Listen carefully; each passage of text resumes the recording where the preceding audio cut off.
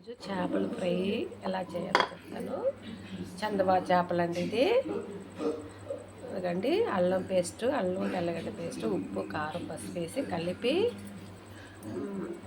Deep ఫ్రిడ్జ్లో పెట్టానండి అరగంట. ఇప్పుడు ఎలా ఫ్రై చేయాలో చెప్తాను. పాన్ పెట్టి ఆయిల్ వేసాను. ఆయిల్ వేగితే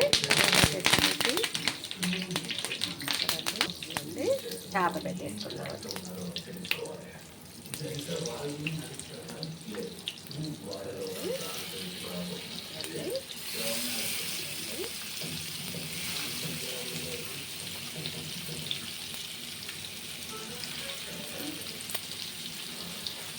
ఇదిగోండి కొంచెం ఆయిల్ పడుతుందండి, కొంచెం ఆయిల్ వేసేసుకుంటాం.